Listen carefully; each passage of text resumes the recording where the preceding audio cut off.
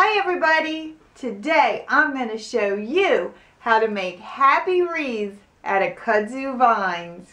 I'm also going to give you some tips on ways that you can improve your happiness or hoppiness.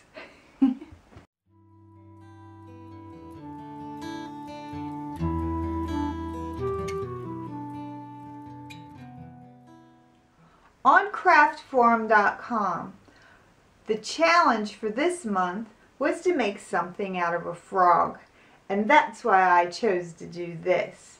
Doesn't he look comfortable sitting back like that? Looks all relaxed to me. And my husband texted me yesterday and said, would you make something for a fundraiser that we're doing at work? And I said, yeah, I could do that. Since I already knew that I was going to be making this, I wanted to make a couple more wreaths. I think I'm going to give this one for the fundraiser. See how the bee moves up and down? I love happy little things like this. My husband likes the big wreath better. I kind of like the smaller ones.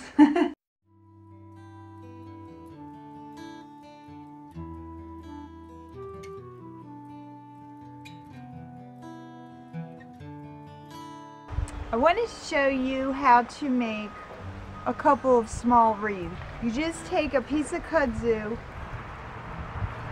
and you just twist it. Twist it together like that. And look, it's already starting to form a wreath. It's best to get the really green pieces. You take another piece. This one just happens to be smaller. And you tuck it. And then you just wind it around like this. So even if it has little root parts or kind of odd shaped parts as you're weaving it, it's okay because it gives it character. Now that I came to the end, I'm going to take the end and I'm going to tuck it, and I'll cut this piece off. And then I can start another piece. You just keep tucking until you get to the size that you want it. The bigger wreaths are made out of fewer little vines and more of the thicker vines.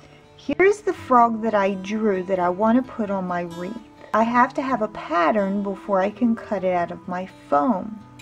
So what I did was I drew it out to how big I wanted it. And then I would take each section and I would trace. So you can see where I cut out all of the pieces out of the paper first. And I have them marked as to what color. And then I'm going to cut them out of the foam. I'm going to try to make up a paper that you can print off in case you want to do the same pattern as I did.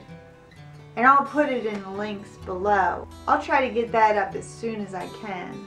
Now I get my foam sheets and I start tracing each piece to the color that it's supposed to be. And then cut them out. Now that I've finished cutting out all the pieces, I want to get my tacky glue and I'm going to glue them all together. And once I get all the pieces glued together, I'm going to set them aside and let them dry for a little while. Now I'm going to get my 3D glitter glue, and they come in like little pens, and I love these things. These are great for decorating.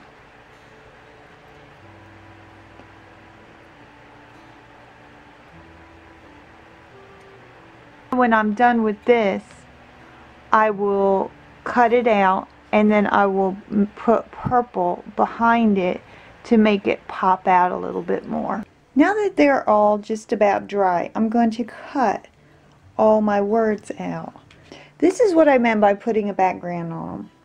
I'm going to lay all my wreaths down and arrange how I want my characters to be on my wreaths, and then I will start gluing them. Okay, on this one I made a bow, and I would show you how to make a bow, but I'm really not that good at making bows. But this was a bigger wreath and I think it needed a little bit more, and I actually did buy this for spring wreath, and I thought it would go great with this theme.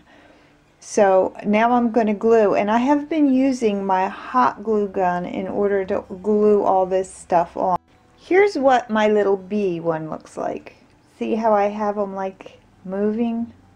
Alright, what I used was pipe cleaners, and I only used 2 pipe cleaners for this one, but I have to have a little bee bouncing in the middle of the big wreath too. So what I'm going to do is I'm going to take 4 of the pipe cleaners, and I'll take 2 in each side, and I will wrap them together like this to make them stronger. Okay, when I get to the end, I want to make a loop, because when I put my bee on the end of it, I wanted to have a good surface to glue it on, so it'll be like that. What I did on this one is I took my pipe cleaner and I stuck it under one of the vines, and I wrapped it around, and I even wrapped it around a second little vine too.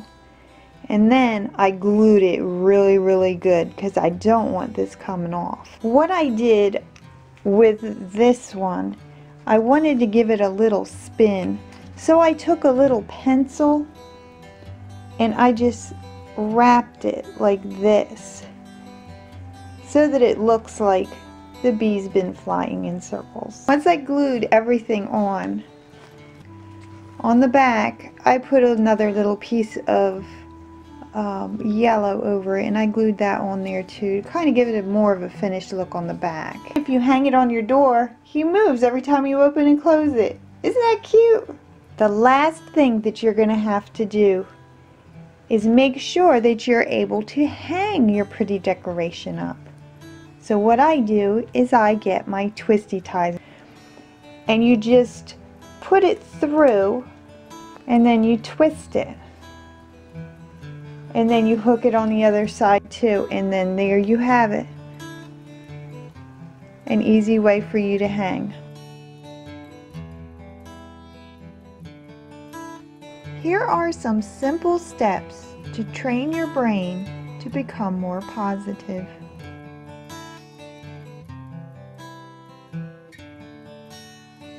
Exercising releases the happiness hormones to your brain.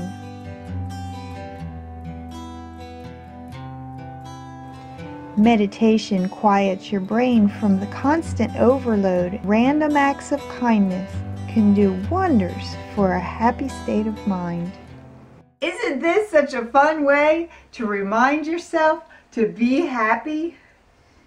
I hope you had fun making happy little wreaths with me today, and I hope you give it a try too.